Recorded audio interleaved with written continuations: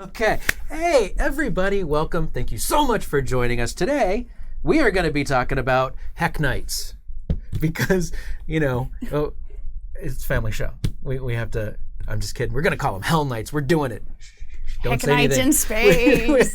Hellknights in space. Wingbreaker, thank you so much for hosting. That's awesome.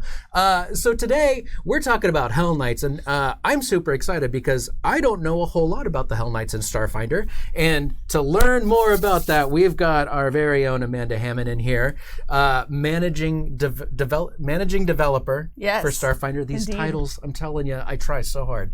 Managing developer for Starfinder.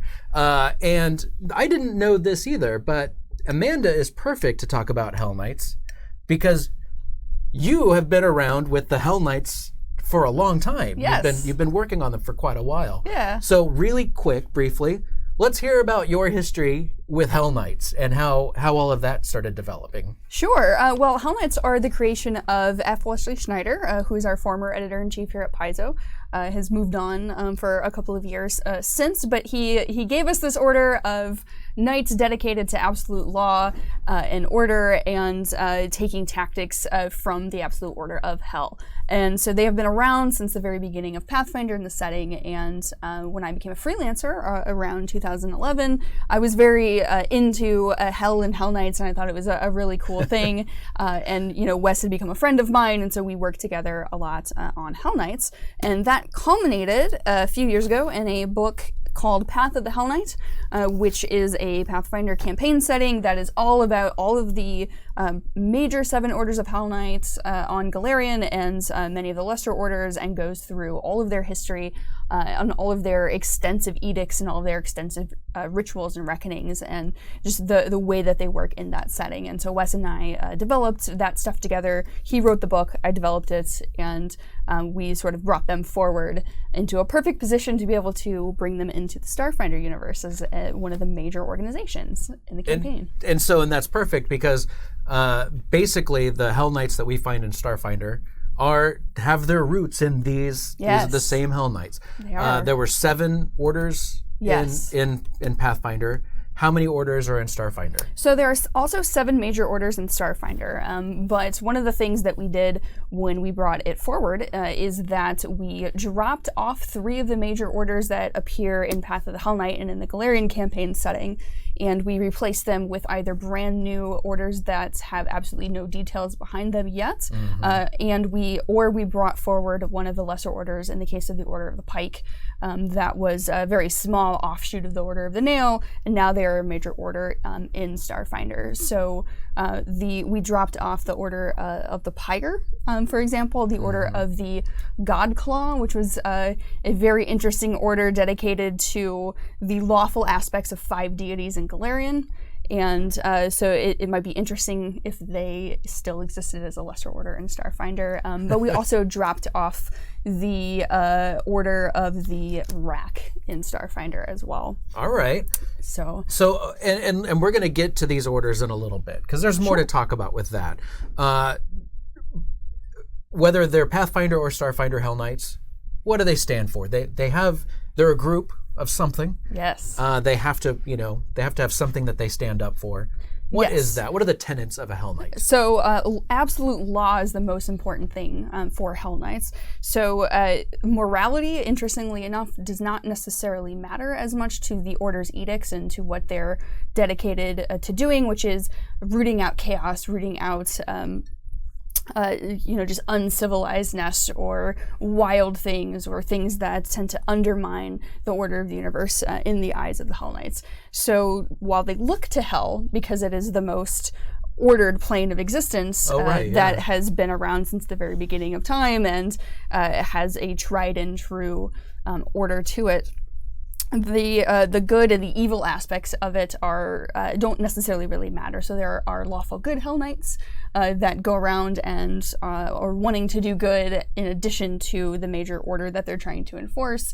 There are certainly lawful evil Hellknights running around that really enjoy doing things that the law allows them to do that are clearly very evil, and then lawful neutral Hell Knights, probably the majority of people drawn to becoming a Hell Knight if they're not born into it, into the order, would be the neutrality of just doing what the law says in it and enforcing the law as it exists in the various pact worlds and beyond.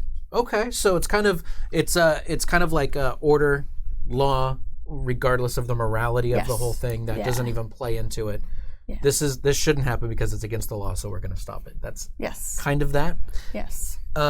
Anything else about their tenets that we need to cover before we move into the space part of it? Oh, sure. So do we want to talk about the different orders and what differentiates them and those types of things? Yeah, sure. Let's talk about all of that. Sure, let's do that. So each order has a very specific type of law that it's looking to enforce, or a very specific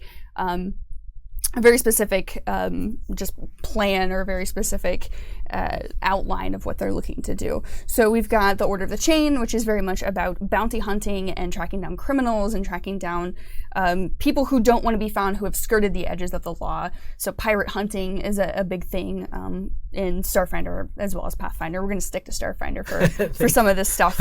We'll go through the major orders for Starfinder. For those of you who are interested, we've got the Order of the Gate, which is all about spellcasting and technology for the Starfinder world, and using the lesser understood forces of the universe to impose the law and the order that they're seeking to have rise to the top. Order of the Nail is all about rooting out banditry and looking at the order of cities and putting that on a wider scale. So there are a lot of untamed wild planets that they would be looking to say, okay, where's the law, where's the order here? The reason that all these bad things are happening to the different civilizations are because there's no law. So they would be dedicated to looking at those frontier places and carrying out various orders and things like that there. We've got Order of the Pike, which is an offshoot of Order of the Nail originally, and that was one of the lesser-known orders in Galarian that has now become a major order in Starfinder. They moved up. Yes, they did. Nice. They did. And they are monster hunters, which makes sense for the Starfinder world because there are lots of planets overrun with monsters, lots of monsters that are disrupting sort of the high technology and the high civilization that has been established on a lot of the worlds. And so Order of the Pike are the monster hunters that you call in when you've got something rampaging throughout the different cities, on a planet that might have Kaiju on it. We're not going to say which one, but... What? Yeah. All right. So if you have a Kaiju problem... If you have a Kaiju problem, who are you going to call? I was Order of avoiding... the Pike. Thank you for Monster doing Busters. Monster Busters. That's right. Yeah, the Order of the Pike. Monster Busters. Yeah, that's right. That's their symbol is the no. It's a monster. Yeah. That. It's a circled out thing. Yeah, totally. I don't know. And then we've got the Order of the Scourge, which is all about, just like they were in Galarian, rooting out political corruption and bad actors who seek to undermine the rule of law by pursuing their own interest or skirting the intention of what the law is and taking advantage of those who are less fortunate or those who don't have enforcers on their side the way that Hell Knights are. Right. There's some new there factions are 2 new for Starfinder orders. Yes, I have it on good authority thanks to the message boards, the board that's on Paizo.com, which you can find under Starfinder General Discussion. Enjoy that. A lot of people want to know about this. They want to know about these, the Furnace and the Eclipse. They want to know more. They want all that information. What is up with this faction? What do they do? What's their thing? Sure. Let's hear all about them. So these are the specific 2 new orders that were invented for Starfinder, or that are brand new to the universe as far as Starfinder is concerned. Like you said, the Order of the Eclipse and the Order of the Furnace. We have said absolutely nothing about them except for the names of them. Right.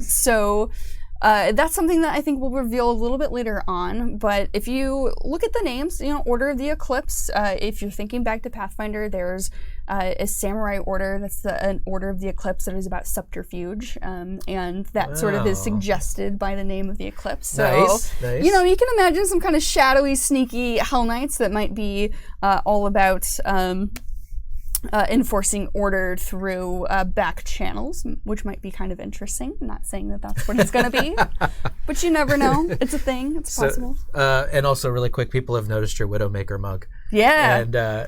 And so now there's talk about doing cosplays and all that sort of thing. But that's not our IP. We can't. You know what? I kind of want to take a Sharpie and just draw little horns on there. I feel like this is my Order of the Nail Hellknight mug because their helmets are, horned helmets. Yeah, I like that. I like that idea. So if somebody wants to get a coffee mug and just draw a little horned helmet with little X's on eyes, I would totally use that on stream. Yeah, and you'd probably get a shout out too. So that's right. And so Order of the Furnace is the other one that we have said absolutely nothing about. And again, that's also kind of interesting. If you think about just the etymology of the word and the connotation of a furnace, these could be Hellknights that maybe use more of the tactics of hell, if you're talking about, a literal furnace there. Or there's also the interesting possibility that in Starfinder, the Infernex corporation is the corporation that makes the Hellknight ships, that makes the Citadel ships, and also the smaller battleships and the smaller cruisers that they take to their individual missions. And that is actually near the sun. So it could be interesting that maybe the Order of the Furnace has something to do with the sun and with that particular corporation. Maybe space travel is a thing with them. There's a lot of possibilities, but it is interesting, and we haven't said, and I'm going to allow that to continue to be a question. I have to admit, in the pre-show, we talked a little bit about this, and I think that you said a lot more than I was expecting. I was expecting it to be like, I have not a lot to say about them just yet. I'm happy to speculate and make things up because that's what I do. But I'm not going to promise you anything. I might be wrong, but that's what people really want us to do. But see, that's the thing. They don't know that we're speculating and just kind of making things up. Yeah. Now then it becomes that's the word now. It becomes canon. I was trying to remember the word canon. You'll notice that I very carefully use the words might and maybe and could be instead of is and will be and are. Well, and like you had said a little bit earlier, and we're going to probably get into this. You know what? Let's get into this right now. Sure. Where are these ships? They're Citadel ships. Yeah. So where are they? So originally, in Pathfinder, the orders had very specific keeps and castles in which they were located. Citadel of the Nail, for example, had been in Citadel Vraid in Varissia for a while after they had moved from their original Citadel Altarine. In Isger. And so it was very concrete. It was very easy to say, well, this is where they're based, and then they fan out throughout the Inner Sea region, and their headquarters are here. But in Starfinder, it's a little bit more complicated because they are ships. They're not located on planets. They're not located in physical castles. And the ships really can go wherever that they need to go, depending on what the orders interests are at the time, depending on if they have a major mercenary contract, for example, and they need to be in a specific star system, or they need to be near a certain pact world, or they need to be away for whatever reason. And so, we're probably not going to say specifically where they are in print, because that, from a world building perspective, ties your hands a little bit as a GM. So, say you want your players to be in the drift, and because Hellknight Citadel ships are drift capable, you want them to be able to run into a Hellknight Citadel ship. But if we say that specific Hellknight ship is located, near the sun because that's where they need to be for the manufacture of their own ships, then that sort of ties your hands a little bit. So I don't think that we are going to specifically say where they are, which will allow you to decide and have them be able to show up kind of everywhere. I don't want to say that they're like the Empire ships and they can just be wherever. But, it's kind of it'd be kind of scary, right? To come up on one of these massive things, these massive black and red Citadel ships. I agree. I think that a part of that is, oh, that area is where they are, so we should avoid that. It's like, you have no idea. Yeah. They could be anywhere. Right. Speaking of ships, do some of those lesser orders have their own ships as well? Does every order have a Citadel ship that they can fly around? I think every order would probably have a headquarters ship. So in the same way that in Pathfinder we had lesser orders and we had the major orders, there are theoretically certainly lesser orders within Starfinder that they all are probably going to have all of their headquarters. But there's also an interesting thing that potentially could be done of sort of a rogue order or something like that. So yes, the 7 major orders all have Citadel ships. Most of the lesser orders are going to as well. Right. But you never know. There's a lot of room in there for something that's a little more abstract in this type of thing. Right. Let me ask you this. So I have some images here that I've only gotten to one of them. I threw the image of the ship in there really quick. Awesome.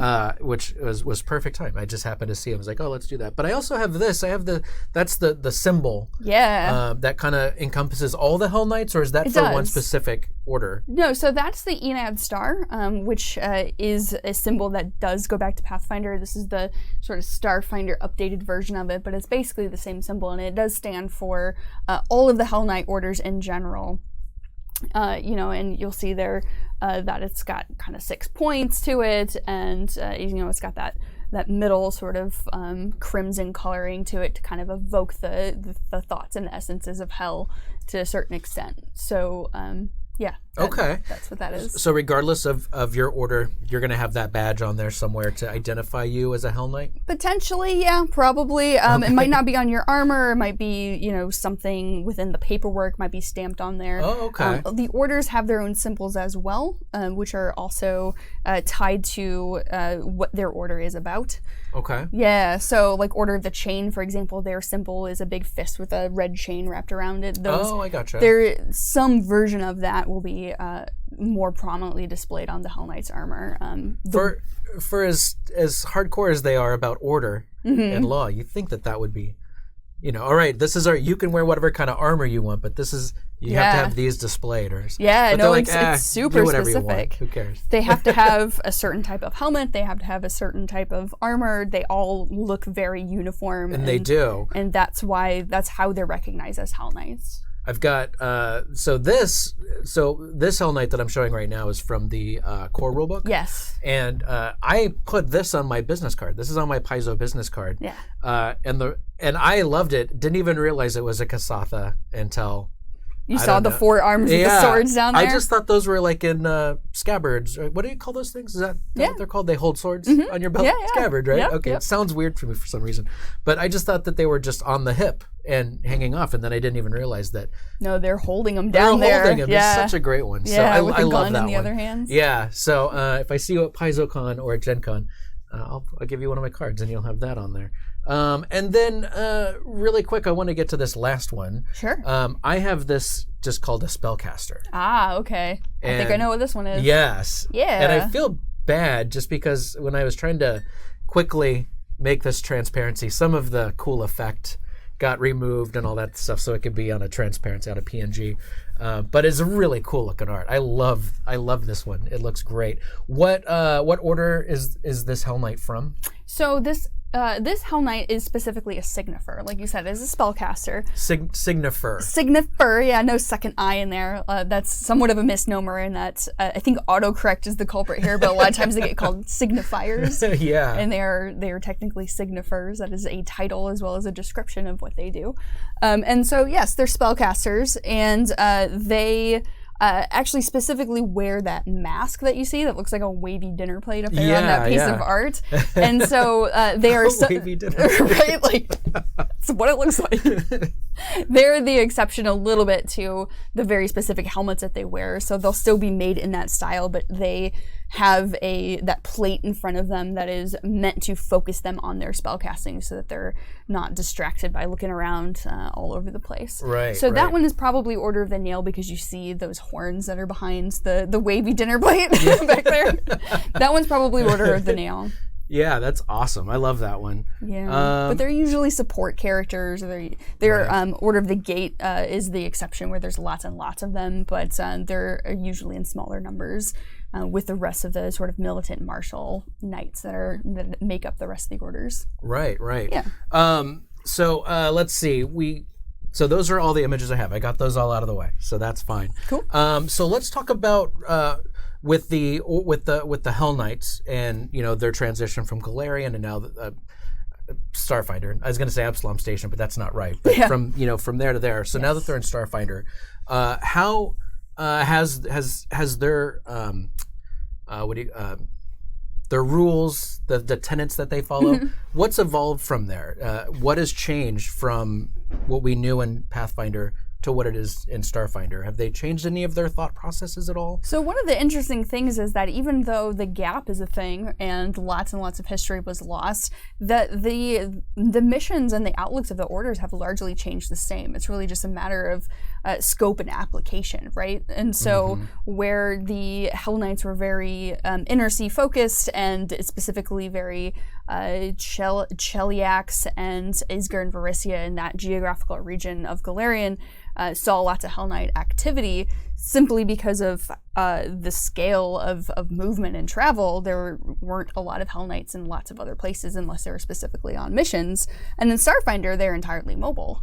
And they're still doing the same things that they were doing before, and their tenets have largely been passed on to the point where they still have the same reckonings that they need to do to reiterate their dedication to what their order is all about. But they're traveling to different planets, different star systems, running around throughout the near and the vast, in addition to places on the Pact Worlds, in pursuing the different things that are brought to their attention, the mercenary contracts that they're hired to do. They're very popular mercenaries because they're so effective. Right. And because they, just passionately and with some zealotry actually believe in the ideals of what they're doing. They're very good at it and they get paid a lot of money. Wow. So their ships let them move around and do it all over the place. So they're the professionals. You call them in, Yes. you get stuff done. If you've got a big monster, you got certain ones you're going to call. Now, is it well known which orders specialize in which things, or is there like a central hub? Like, I'm just going to call the Hellknights and then they'll disperse that to the right order? Yeah, so I think that probably, so they all are going to communicate with each other in the same way that the original Hellknights were actually established by a guy who was trying to root out a demon cult in Cheliax, and basically they were vigilantes, and then that sort of evolved into the different orders because of the different members who believed different things.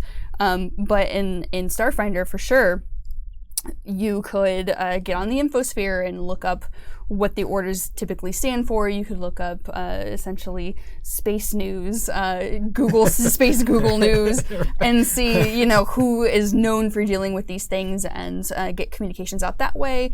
You could talk to different ambassadors or people on Absalom Station or representatives of Hellknights on the different planets and get information about which order would be the most appropriate to contact. In that same way, the information could be forwarded from one order to the other. Right. So while they are not all part of the same order, they are all Hellknights, and so they all recognize that they work for the same basic things. You're rarely ever going to see, and I will probably go on a limb and say you will never see Hellknights at odds fundamentally as far as what the orders are trying to accomplish. You're not going to see a Hellknight fighting a Hellknight unless there's somebody who's gone rogue, for example. Oh, right. Because they all fall back to law. Yes, it's written because there. We all have to agree on that. And you can certainly become a former Hellknight. You can be kicked out. But I'm not sure why you would want to do that, because to be a Hellknight, you have to fight and kill an actual denizen of Hell. And many people don't make it through that test of the Hellknight. So not sure why you'd go through all that trouble just to decide that, chaos, that's a cool thing. You know what I'm going to do? I'm going to undermine the thing that I almost died doing.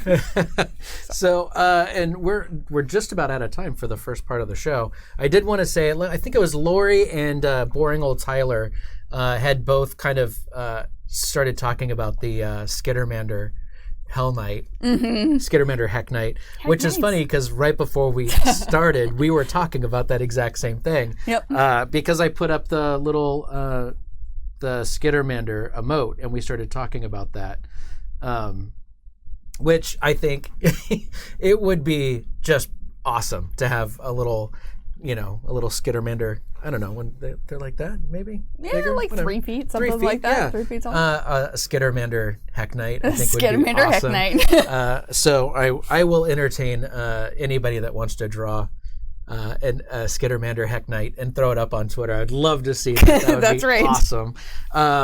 Anything else that we need to cover real quick before we get to Q&A? It went so fast. I'm so sorry. Yeah, no, that's okay. I just babble on about all of this stuff forever, so stop me if I'm being obnoxious. I have a tendency to talk a lot, so I'm sorry about that. But it went so quick. So